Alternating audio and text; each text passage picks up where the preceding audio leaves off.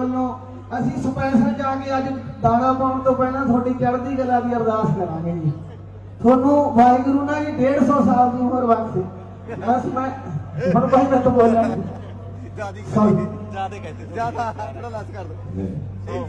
ਜਜ਼ਬਾਤ ਹੈ ਜਿਹੜੇ ਕਦੇ ਵੀ ਕਾਬੂ ਨਹੀਂ ਹੁੰਦੇ। ਜਦੋਂ ਆਪਾਂ ਕਿਸੇ ਨੂੰ ਪਿਆਰ ਕਰਦੇ ਆ ਦੂਰੋਂ ਨੇੜੇ ਬੈਠੇ ਹੁੰਦੇ ਕਈ ਵਾਰੀ ਅਸੀਂ ਮੇਲ ਨਹੀਂ ਪਾਉਂਦੇ ਕਿਉਂਕਿ ਜ਼ਿੰਦਗੀ ਬਹੁਤ ਬਿਜ਼ੀ ਹੈ। ਸਾਨੂੰ ਤੁਹਾਨੂੰ ਸਾਰਿਆਂ ਨੂੰ ਇੰਨੇ ਕੰਮ ਹੈ ਪਰ ਸ਼ਾਇਦ ਆਪਾਂ ਪਹਿਲੀ ਵਾਰੀ ਮਿਲੇ ਬਹੁਤ ਦੇਰ ਤੋਂ ਤੁਹਾਡੇ ਜਜ਼ਬਾਤ ਸੀ ਕੋਈ ਪਿਆਰ ਸੀ ਤੁਹਾਡਾ ਤੇ ਸਾਡਾ ਕਿ ਇਹਨੇ ਮੁੰਡੇ ਨੇ ਸਾਨੂੰ ਬੁਲਾਉਣਾ ਸੀ। ਅਸੀਂ ਵੀ ਛੁੱਟੀ ਤੇ ਸੀ ਅੱਜ। ਇਹ ਸਵੇਰੇ ਨੇ ਵੀ ਗੁਰੂ ਘਰ ਦਾ ਵਾਸਤਾ ਦੇ ਕੇ ਕਹਿੰਦਾ ਵੀ ਆਉਣਾ ਹੀ ਪੈਣਾ। ਮੈਂ ਕਿਹਾ ਫਿਰ ਜੇ ਬਾਬੇ ਨਾਨਕ ਦਾ ਵਾਸਤਾ ਫਿਰ ਸਾਨੂੰ ਆਉਣਾ ਹੀ ਪੈਣਾ ਕਿਉਂਕਿ ਪੰਜਾਬ 'ਚ ਜਾਂ ਹਰਿਆਣੇ 'ਚ ਜੇ ਚੜ੍ਹਦੀ ਕਲਾ ਦੀ ਗੱਲ ਕਰਨੀ ਤਾਂ ਅਸੀਂ ਤੁਸੀਂ ਉਹ ਕਰਨੀ ਹੈ। ਉਹ ਕਿਸੇ ਡੇਰੇ ਵਾਲੇ ਨੇ ਨਹੀਂ ਕਰਨਾ। ਅਸੀਂ ਕਰਨੇ ਜਿਹੜੇ ਗੁਰੂ ਨਾਨਕ ਸਾਹਿਬ ਦੇ ਚਰਨਾਂ ਨੂੰ ਨਤਮਸਤਕ ਹੁੰਦੇ ਹਾਂ। ਔਰ ਅਸੀਂ ਖਾਲਸੇ ਦਾ ਜਿਵੇਂ ਕਹਿੰਦੇ ਮਹਾਰਾਜ ਝੰਡਾ ਸਦਾ ਹੀ ਬੁਲੰਦ ਰੱਖੇ।